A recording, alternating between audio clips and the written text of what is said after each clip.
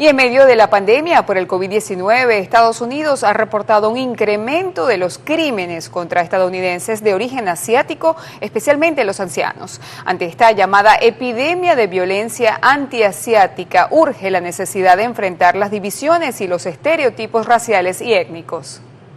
Organizaciones como el Consejo de Planificación y Política de Asia-Pacífico han contabilizado en los últimos meses más de 2.800 casos en 41 semanas. La mayor parte son incidentes de odio en 47 estados y en el Distrito de Columbia. La mayoría de ellos tuvieron lugar en California y Nueva York, y un 7% de esos son ataques contra asiático-americanos mayores de 60 años. Desafortunadamente, los asiáticos también están luchando contra un segundo virus, el virus del racismo, que nos ataca de una manera terrible. No solo para los asiático-americanos, porque ellos trabajan, son trabajadores esenciales, trabajan en centros comunitarios,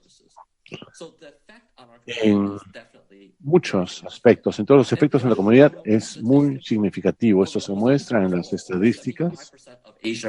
Más del 75% de asiático-americanos, ellos sienten que tienen más miedo a la discriminación.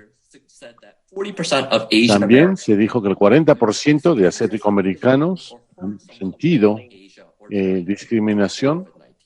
Muchos de estos ataques responden a la llamada retórica del odio, dada la delgada línea que existe entre la libertad de expresión y aquellos discursos que pueden incitar al odio.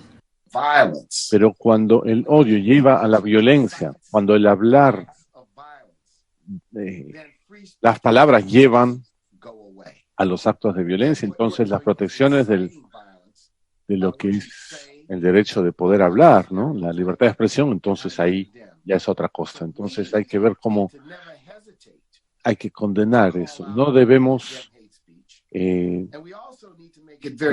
dudar en condenar lo que es la retórica del odio.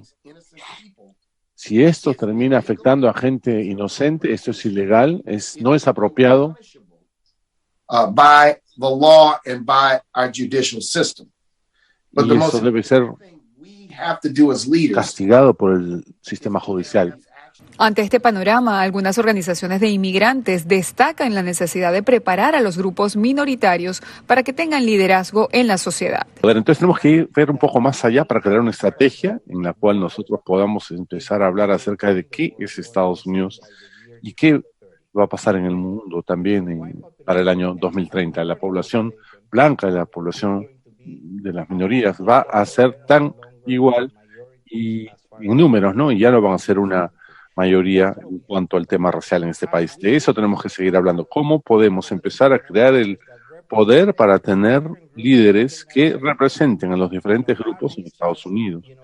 ¿Cómo podemos crear una evolución cultural de que el mundo y nosotros podamos vernos no como una nación blanca con minorías, que es lo que está pasando en este momento, sino como una nación multicultural? Ya hace varios meses, Human Rights Watch y el propio secretario general de las Naciones Unidas, Antonio Guterres, habían advertido a los gobiernos de la necesidad de adoptar medidas urgentes para prevenir la violencia y la discriminación racistas y xenófobas vinculadas a la pandemia del COVID-19, haciendo clara referencia a los ataques contra personas de origen y ascendencia asiáticas.